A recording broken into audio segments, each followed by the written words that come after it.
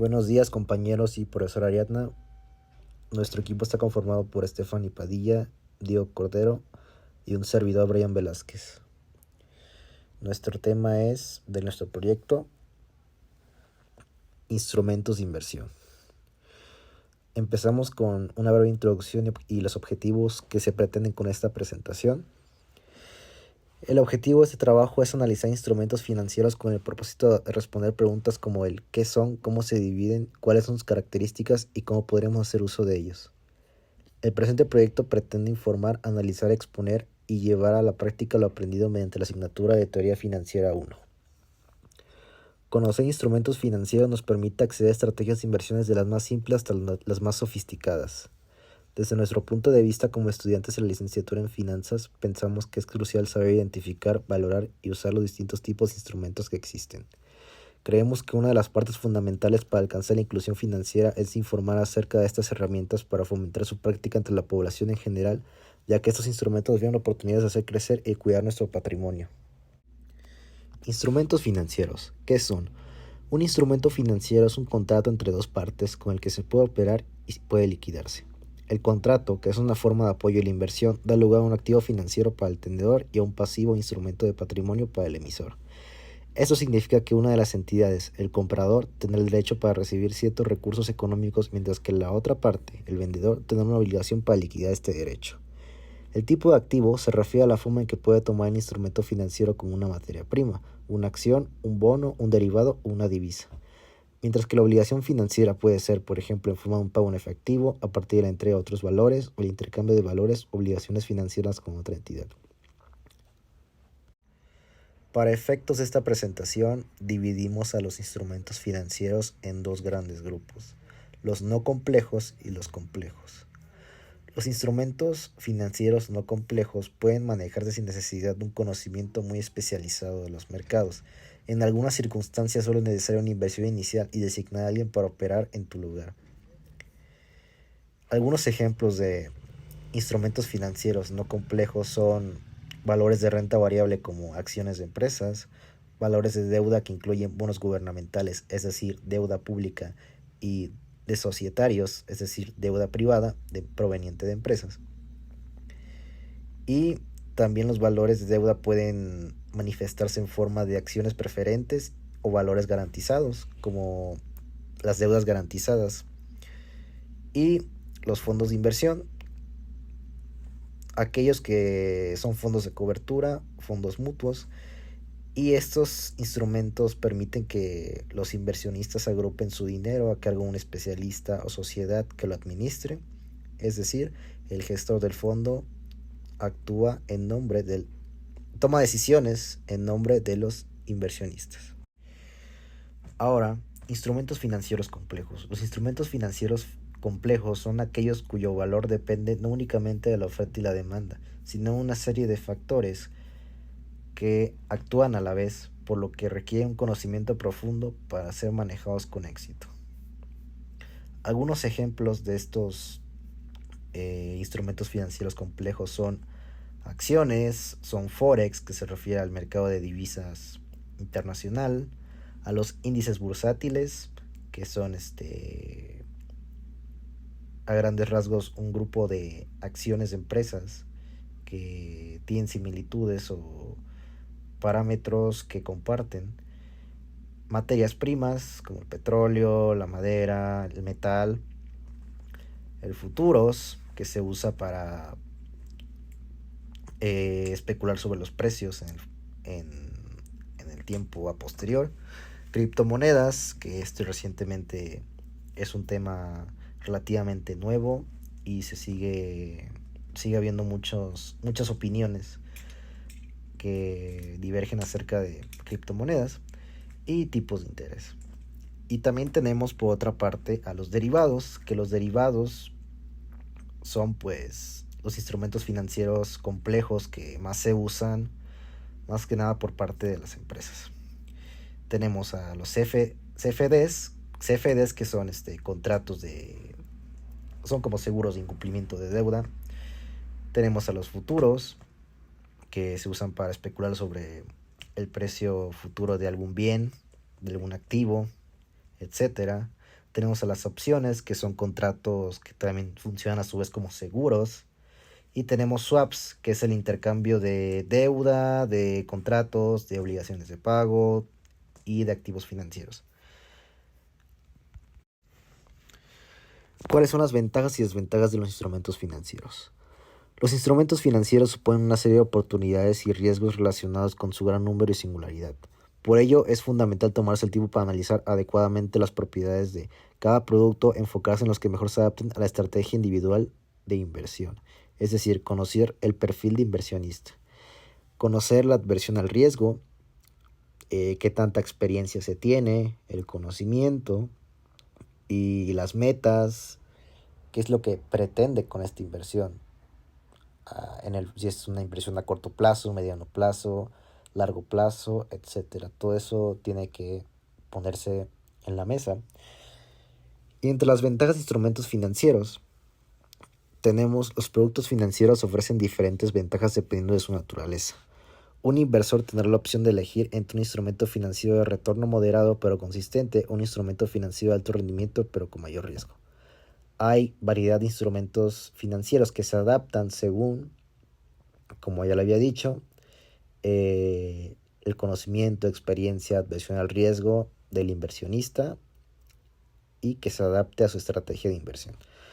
Los instrumentos financieros que invierten en valores que cotizan en bolsa a través de herramientas especulativas pueden otorgar beneficios cuando están bien gestionados. Por ejemplo, los fondos de inversión, que son asesorados por varios expertos financieros, son inversiones con alta rentabilidad y menores riesgos debido a la amplia variedad de inversiones. Y creemos que la principal ventaja de los instrumentos financieros es que brinda oportunidades de inversión, brinda oportunidades de hacer crecer tu dinero, brinda oportunidades de preservar tu patrimonio y de fomentar el crecimiento económico. Desventajas de los instrumentos financieros. Algunos instrumentos financieros presentan riesgos específicos relacionados con los activos subyacentes. Los instrumentos financieros deben ser gestionados con mucho cuidado debido a los riesgos que conlleva la falta de información correcta, la psicología, el comportamiento del mercado y el apalancamiento financiero. Otros riesgos de los instrumentos financieros están relacionados con la regulación de sus mercados. Reunimos algunos de los riesgos que deben considerarse a la hora de gestionar un portafolio de inversión. Por primer punto tenemos el riesgo de volatilidad.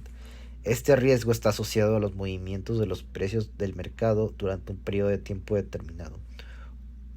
Una mayor volatilidad implica un rango amplio en la fluctuación de los precios durante el periodo, es decir, mayor incertidumbre, y pueden ser oportunidades de comprar y vender, y se especula bastante cuando hay demasiada volatilidad. Riesgo de divisas. Este es más que nada el tipo de cambio cuando se compra o se vende algún activo. Es decir, si hay una variación en el tipo de cambio a la hora de comprar o vender algún activo, puedes obtener una ganancia o una pérdida, en su caso, que sería el riesgo. Riesgo de apalancamiento, que sería el utilizar el apalancamiento, significa que estás expuesto a que el valor real de la inversión sea mayor a lo que realmente vale, ya que invertiste tu inversión inicial y aparte si te apalancaste, usaste algún medio de crédito y pierdes, en este caso pues la inversión, el activo, pues aparte de perder tu inversión inicial, perdiste lo que se te otorgó y aparte tendrás que pagar los intereses que habías pactado. Y también puede ser en este caso un arma de doble filo, ya que te puede beneficiar tanto hacerte perder cantidades exorbitantes.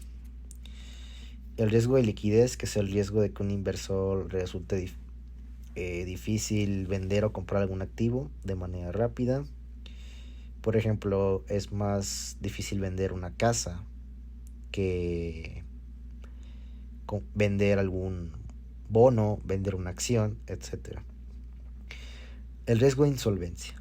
El riesgo de insolvencia se puede entender como un instrumento financiero por ejemplo, hiciste un préstamo a alguien y ahora no te pueden devolver ese dinero. Ese es el riesgo de insolvencia, un incumplimiento o que no tenga la liquidez para darte tu dinero. Riesgo de tasas. El riesgo de tasas se refiere cuando un instrumento pierde valor como resultado de la variación de las tasas de interés de los tipos. Un ejemplo claro de esto son los bonos del Estado, que son susceptibles a este tipo de cambios. Otros riesgos, por su parte, y uno de los que creemos más importantes es la inflación. La inflación, pues, hace que el valor real de tu inversión se vea mermada. También otro riesgo importante es la falta de diversificación, una falta de correcta gestión de tu portafolio, la concentración de los activos y cómo es que gestionas ese riesgo. Entre menos activos tengas en tu portafolio y si son riesgosos, es bastante probable que puedas tener pérdidas. Iniciaremos con los bonos. ¿Qué son los bonos? Pues son instrumentos financieros de deuda, es decir, un certificado con el que el deudor se compromete a pagar una suma en su fecha de vencimiento más un porcentaje de intereses sobre su valor nominal. Pueden ser emitidos por entidades privadas o públicas. Se puede invertir en CETES directos, es una plataforma en Internet para que cualquier persona pueda adquirir valores gubernamentales sin la intermediación de la banca, casas de bolsa u otras instituciones. Es operada por la Nacional Financiera. Es totalmente gratuita y no genera cobro de ningún tipo de comisiones con la finalidad de fomentar el ahorro e inversión en la población mexicana, a diferentes plazos, desde 28 días hasta 30 años. Asimismo, se puede invertir en los fondos de inversión Bondia con liquidez diaria y en Narfin con liquidez mensual operada por la operadora de fondos Nafinsa. Uno de los requisitos que necesitas para poder invertir en CETES es ser mayor de edad, tener 18 años, contar con una cuenta bancaria a tu nombre de una banca con operaciones de un banco con operaciones en México, acceder a la página becetesdirecto.com desde cualquier computadora o dispositivo móvil, llenar los datos de registro que se te solicita para formalizar un contrato y comenzar a invertir. Como se puede ver en las imágenes, hay dos. Una es de CETES que es a un plazo de un año, donde se hace una inversión de 10,000 pesos. Como se puede ver en la imagen, pues está a 365 días, el monto invertido es de 10,000 pesos, el CETE del título es 1112, la bondia es de 2, la tasa bruta es del 11.09% y la bondia es del 9.11%. Como se puede ver, pues la inversión de CETES es de 9,996.04 pesos, inversión bondia 3.34, el interés bruto de 1,123.96 y el interés de la bondia de 0.31 pesos. El remanente es del 0.62 pesos y el ICR de 8 pesos, obteniendo al final la cantidad de 11,116.27 pesos. En la siguiente imagen se puede ver el bono. El bono es a 5 años con una inversión de 10,000 pesos, al igual que el CETE, y pues tiene el título de 100, la tasa bruta del 9.75% del bono, la bondia del 9.11%. La inversión, pues como dijimos, del bono es de 10,000 pesos, la inversión bondia de 0 pesos, el interés bruto es de 4,929.17 pesos, el ICR es de 40.44 pesos. Esto te da al final una cantidad de 14,888.72. Como segundo serían las fibras. Las fibras son instrumentos financieros y las siglas significan fideicomiso de bienes raíces. son instrumentos relativamente nuevos que se cotizan en la Bolsa Mexicana de Valores y esto permite recaudar recursos financieros en bolsa para comprar o construir bienes inmuebles en nuestro país. Conforman grandes portafolios de propiedades e inmobiliarias. Un fideicomiso es administrado por un fiduciario. Esto quiere decir que es una institución bancaria a cargo de los inmuebles. Las fibras dan la oportunidad de participar a los inversionistas en proyectos inmobiliarios que reciben como ingreso el dinero de la renta mensual de los inmuebles comerciales. Bien, el dividendo de las acciones se reparte entre los propietarios y los accionistas del fideicomiso en forma proporcional. Para invertir en las fibras que cotizan en la bolsa comprando acciones a través de un corredor. Esto lo puedes invertir tú. En ese sentido, puedes elegir cualquiera de los fideicomisos que estén disponibles siguiendo estos pasos. El primero es que elijas una institución para invertir. Acércate a una institución que ofrezca este tipo de opciones. Igual indaga qué ofrecen, los costos relacionados, pero sobre todo revisa que los servicios se acomoden a tu perfil y horizonte de inversiones. Como segundo proceso sería pues ver las fibras disponibles y adquirir los títulos. De los fideicomisos disponibles, elige uno de acuerdo a dónde te gustaría invertir. Luego firma el contrato. Recuerda que te sirven con un instrumento de diversificación y puedes comprar desde un título. Como último paso, sigue el progreso de tu inversión. Como en todas las inversiones, debes darle seguimiento para asegurarte que funcione como lo habías planeado. Estos son algunos sencillos pasos que puedes tener en cuenta al momento de invertir, contemplarlos más que nada. Aquí un ejemplo de una fibra es MTY, que históricamente el mercado inmobiliario es uno de los más estables en México y por esta razón fibra MTY ha beneficiado con rendimientos anuales aproximadamente de un 8% a sus inversionistas. Para otro tipo de inversiones el rendimiento no supera el 5%, entonces con los bancos es de un 2%. En el caso de que invirtieras 1 millón de pesos a un plazo de 5 años con fibra, al finalizar este periodo tu capital sería de 1.469.328 pesos.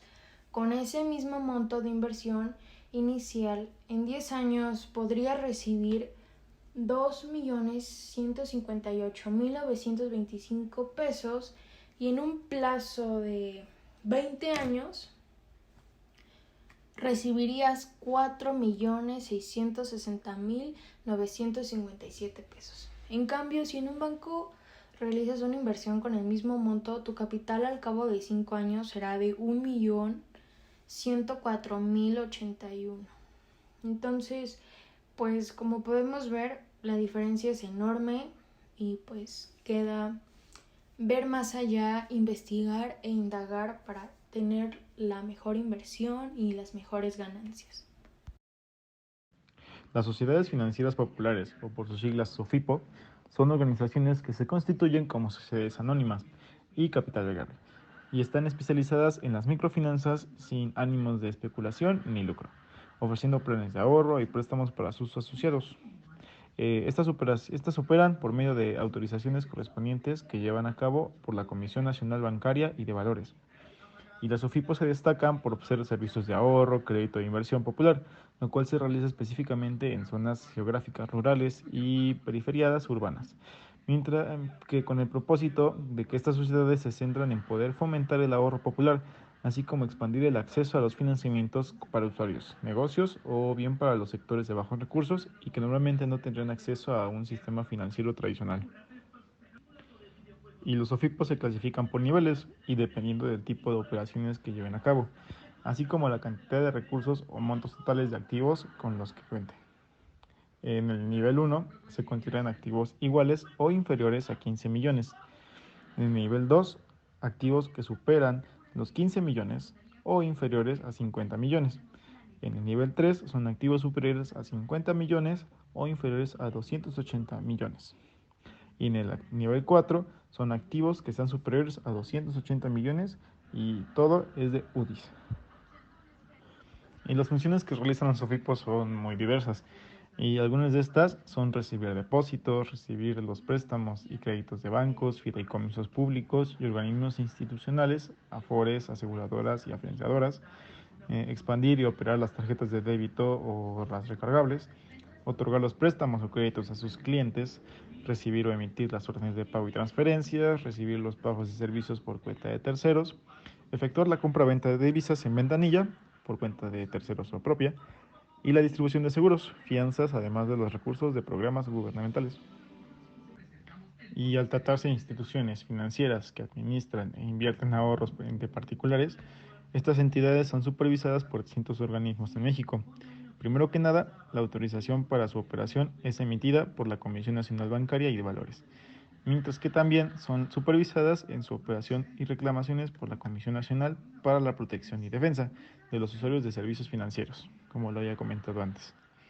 Y bueno, podemos decir que en conclusión, las SOFIPO son una de las mejores opciones para obtener todo tipo de asesoría, ayuda y acceso a productos financieros básicos si la gente pretende entrar a este mundo.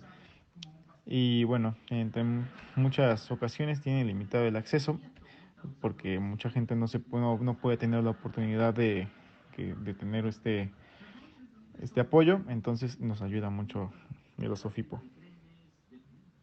Ahora, en el tema de fondos de inversión, un fondo de inversión es un tipo de inversión en conjunto que te permite ingresar a un portafolio de valores, como acciones o bonos en el mercado nacional o internacional.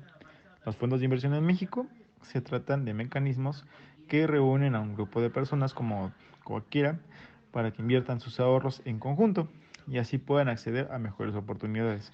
Es por eso que pueden comenzar a invertir desde cantidades muy bajas. En general, un fondo de inversión está compuesto por una canasta que incluye acciones, con renta variable y bonos de renta fija, generando distintas combinaciones. Y entre sus características son la composición que cambia en cada fondo dependiendo del riesgo y del horizonte del tiempo. Y también a lo largo del periodo el administrador del fondo vendrá y comprará títulos para alcanzar el rendimiento que se planea. Y ahora, cuando hablo de un horizonte de tiempo, hace referencia a qué plazo se puede hacer este tipo de operación. Y existen 3 plazos: el corto plazo, mediano plazo y largo plazo. En el corto plazo son inversiones de muy bajo riesgo para ayudar a cubrir los imprevistos o aprovechar oportunidades. Y su horizonte de inversión es solo de unos meses y también puede obtener dinero diariamente. En el mediano plazo son útiles para que planifiques un viaje importante o que puedas comprar bienes como un auto nuevo y tienen una duración tal vez de 1 año o 2. Y en el largo plazo tiene un horizonte de muchos años y están diseñados para grandes metas o proyectos que van a tener mucho tiempo para trabajarse, como la compra de una casa nueva o la educación de los hijos o incluso apoyo para el retiro. Y entonces, por consecuencia, el fondo de inversión más rentable sería el de mayor plazo, ya que al final puedes tener mayores ganancias debido a que tu inversión puede ir aumentando precisamente por el rendimiento que vas generando con los años. Y se recomienda mucho que cuando uno comienza a invertir, lo ideal es diversificar la inversión, es decir, que poner varios ahorros en distintos fondos y no solo uno en unos buenos, no solo todos los fondos en uno solo. Entonces, se puede considerar otros mecanismos como CETES o divisas, entre otros. De manera que puedes ir experimentando con distintos niveles de largo plazo o corto plazo, también con riesgos o rendimientos. Y existen muchísimos tipos también de fondos de inversión. Unos de ellos son los fondos monetarios o fondos de renta fija o fondos de renta variable, fondos mixtos, fondos globales, fondos de retorno absoluto y fondos objetivo o de gestión pasiva. Ahora iniciaremos con las acciones. Las acciones son las partes en las que se divide el capital de una empresa. Cada inversor de una compañía posee un número determinado de acciones. por lo que será dueño del porcentaje que estos títulos representan de la compañía. El valor de todas las acciones de la compañía es su capitalización de mercado. Cada persona que adquiere una acción se convierte en socio y tiene deberes y derechos sobre la compañía. Dependiendo del número de acciones que se posean, será posible ejercer el derecho a voto en la junta de accionistas, recibir dividendos, exigir información sobre la situación de la empresa o vender sus acciones. El número de acciones de una compañía lo determina la propia empresa a la hora de emitir sus acciones. Su precio de cotización de la acción lo marca el mercado, ya que está sujeta a la ley de la oferta y la demanda, por lo que si la demanda es elevada, influirá al alza el precio del título. Si por el contrario la oferta es muy amplia o la demanda es muy reducida, presionará a la baja el precio de cotización. Ahora veremos algunos tipos de acciones. Las acciones ordinarias le otorgan al titular derechos políticos para participar en la junta de accionistas de la empresa. Puede opinar y votar en las mismas. El accionista accede a un pago de dividendos que no es fijo, usualmente determinado según la política de la empresa. Generalmente ese tipo de activos se emiten para fomentar el desarrollo de la empresa sin endeudarse. También tenemos las acciones preferentes, que el titular de esta acción goza de una jerarquía mayor a la de los accionistas ordinarios. Y a diferencia de las acciones comunes, estas otorgan el derecho a recibir un dividendo que es fijo, es decir, están condicionadas a ser positivos, y un reembolso de la inversión en caso de que se diluya la sociedad. También tenemos acciones convertibles que pueden transformarse o alterarse. Por ejemplo, pueden cambiarse a bonos luego de un tiempo, o en el caso contrario, que un bono se convierta en una acción. Por último, tenemos acciones sin voto, que son derechos económicos, pero sin participar en las juntas de la compañía. El valor de las acciones. En una primera instancia, el precio de una acción está determinado por el valor inicial que fue emitida o valor nominal. Las acciones que cotizan de forma pública en la bolsa de valores son negociadas en el mercado financiero. Su valor es fluctuante, ya que está determinado por el equilibrio entre la oferta y la demanda. Los beneficios que potencialmente puede ofrecer una empresa influyen en el valor de las acciones. Por ejemplo, si un grupo de personas considera que una empresa tendrá un rendimiento favorable y deciden comprar acciones, aumentará el precio de esta.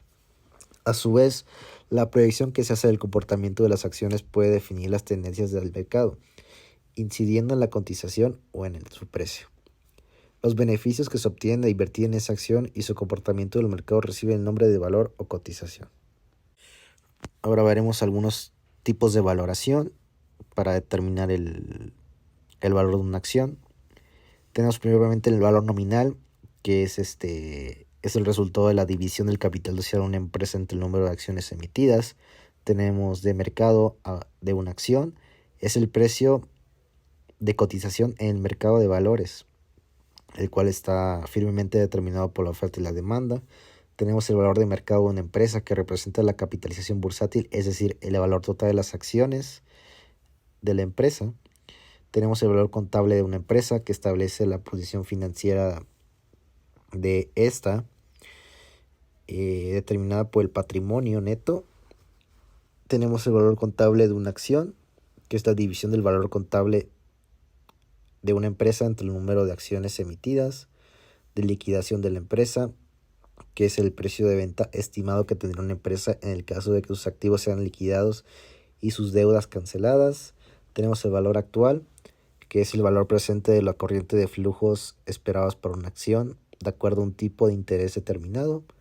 Y por último tenemos el valor fundamental o intrínseco, que es un valor que no es exacto, calculado por un analista para generar predicciones o especulaciones acerca de el precio de la acción.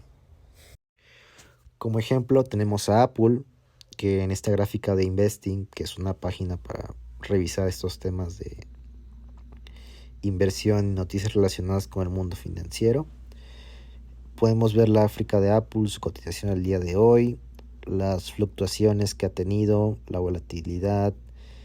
Aquí vemos un gráfico a 6 meses, vemos el precio de apertura, el volumen, la variación anual, el máximo y mínimo a 52 semanas, es decir, a un año, la capitalización del mercado, el P/E ratio, que es el precio de la acción sobre las ganancias.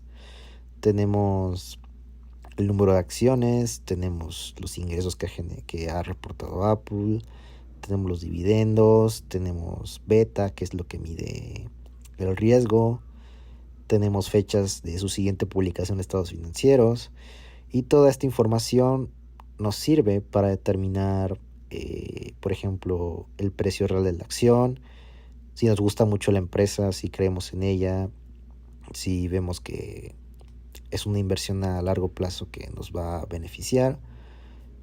Podemos también especular un poco sobre qué es lo que va a pasar. Vemos las tendencias que ha habido en el mercado, la alza de los tipos de interés que pues hace que los mercados caigan, y todo ese tipo de reacciones que podemos apreciar en la gráfica. También tenemos a Tesla, que igual nos proporciona la misma información en la gráfica, cómo abrió el precio hoy, cómo cerró ayer, el volumen, la misma información. Vemos que en este caso vemos un gráfico a 5 años. Entonces, si hubiéramos invertido en Tesla en 2018-2019, ahorita tuviéramos pues muy buenas ganancias. Y es una compañía que, aparte de hacer coches, innova en tecnología, desarrolla tecnología, y pues se considera una de las mejores empresas para invertir a largo plazo. Y aquí nos proporcionan información y podemos revisarla. Índice bursátil. Para manejar un concepto claro, un índice bursátil se puede entender como una cesta en la que contamos con una muestra diversa de productos. El precio de cada uno de ellos va a ser representativo y nos va a dar una percepción de la situación generalizada. Solo mirando a esta cesta vamos a poder tener una percepción de la situación del mercado. Miden, por lo tanto, el crecimiento o el decrecimiento del valor de las acciones que lo componen, para dar una imagen del comportamiento del mercado al completo. Un índice bursátil es un indicador de la bolsa de valores que actúa como un termómetro. Tiene la capacidad de hacernos ver en un solo vistazo el movimiento mayoritario de las empresas de dicho mercado. Existen múltiples índices en todo el mundo y son de gran importancia para poder analizar cómo varía el precio de una serie de activos cotizados con una serie de parámetros determinados. Es decir, un índice bursátil no es más que un grupo de acciones que comparten características en común, como el Nasdaq 100, que son de las 100 empresas tecnológicas más valiosas de Estados Unidos. Tenemos al S&P 500, que maneja las más grandes, las 500 más grandes de Estados Unidos. Es decir, invertir en un índice como estos nos permite invertir en muchísimas empresas a la vez y así aumentar la diversificación y minimizar los riesgos. ¿Para qué sirven los índices bursátiles? Sirven como referencia para conocer el comportamiento general de determinados tipos de activos. Los índices bursátiles se utilizan de base de comparación para determinar la rentabilidad relativa a los gestores de fondos e inversores particulares. Por ejemplo, si un inversor ha tenido una rentabilidad del 15% durante un año, en un principio pues es una buena cifra. No obstante, si ese mismo año algún índice de la bolsa hubiese subido un 30%, esa rentabilidad que obtuvo ese inversor pues se queda bastante corta. Y los indicadores bursátiles a su vez sirven como referencia para la inversión pasiva.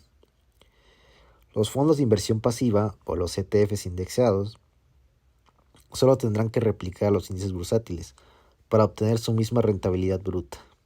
Es decir, un ETF lo que hace es replicar el índice, es decir, invertir en todas las acciones del índice que se van actualizando mediante las empresas crecen o decrecen. Y esta es una inversión pasiva porque estás invirtiendo prácticamente en muchísimas empresas a la vez, y si alguna le va mal, a las demás les puede ir bien, y si a todas les va mal, pues obviamente que el índice baja, pero la diversificación es lo que minimiza el riesgo. Y estos son los principales índices bursátiles de Estados Unidos, que es el Dow Jones, que está formado por 30 compañías en el ámbito industrial. El S&P 500, que es un índice compuesto por 500 de las mayores empresas de Estados Unidos y de la Bolsa de Nueva York, y tanto en el mercado de Nasdaq. Tenemos el Nasdaq 100, que es el índice bursátil por las mayores 100 compañías no financieras del Nasdaq, y que está compuesto en su mayoría por compañías que se dedican al desarrollo de tecnología. ¿Qué es el S&P 500? El Standard & Poor's 500 o índice S&P 500 es el índice más famoso de la bolsa de Estados Unidos, en el que se agrupan las 500 mejores empresas que cotizan en la bolsa de Nueva York y la de Nasdaq, para los cuales existe un criterio de elegibilidad que cuenta con requisitos de capitalización de mercado, liquidez, domicilio, free float, divisibilidad financiera o tiempo de cotización en bolsa, entre otros. El objetivo de este índice es que sea una representación de la economía de Estados Unidos. Ahora llevaremos a la práctica lo comprendido de acciones, índices bursátiles y fondos indexados, ETFs, y tomaremos como ejemplo la rentabilidad histórica y ventajas de invertir en el S&P 500. Ahora, si analizamos la rentabilidad histórica del S&P 500, el índice ha tenido una rentabilidad anualizada en promedio del 8.26% desde 1927 hasta 2020. Estos datos incluyen grandes guerras como la Segunda Guerra Mundial o crisis financieras como la crisis financiera inmobiliaria de Japón, la burbuja.com o más reciente la crisis hipotecaria del 2008. En cualquier caso, esta rentabilidad no ha sido lineal y, como es de esperarse cuando se invierte en acciones, ha habido años buenos y años malos para los inversionistas. Cuando compramos un índice como el Standard & Poor's 500 nos protegemos de riesgos de diversificación, ya que invertimos en muchas empresas a la vez. Ahora, concentrar en los valores con más potencial de inversión individual, o sea, es decir, invertir en una acción de manera independiente, nos puede traer pues ganancias superiores a las del promedio del índice, pero también conlleva un mayor riesgo. Esto es porque una de las desventajas de concentrar el portafolio en algún activo es equivocarnos y podemos estar expuestos a tener pérdidas irrecuperables en caso de que haya error. Aquí podemos ver una gráfica del S&P 500 que podemos ver que desde 1975 el índice ha ido a la alza, y a pesar de que ha habido fluctuaciones debido a acontecimientos en la economía de Estados Unidos y a nivel global, ha seguido yendo a la alza, se ha recuperado y es un índice que pretende expresar el crecimiento de la economía de Estados Unidos. En esta rentabilidad histórica podemos ver cómo hubiera funcionado el interés compuesto si hubieras invertido en el S&P 500 desde su creación hasta 2020. En este caso vemos siempre ha ido a la alza, se ha mantenido a la alza a pesar de las fluctuaciones, y invertir en el S&P 500 es sinónimo de invertir en la economía de Estados Unidos. Y como conclusión, a lo largo de este curso aprendimos diversos temas de ámbito financiero. Algunos de ellos fueron instrumentos de inversión, cómo funcionan y qué medios se emplean para su uso. El conocer estos instrumentos, comprenderlos y saber emplearlos es fundamental tanto para nuestra profesión como la inclusión financiera en todo el país. Se debe tener información correcta para que se usen adecuadamente. Creemos que difundir información acerca de estas herramientas financieras es indispensable para la población en general, ya que conlleva educación financiera, oportunidades de preservar y perdurar el patrimonio y para fomentar el uso de servicios financieros con el fin de beneficiar a los individuos.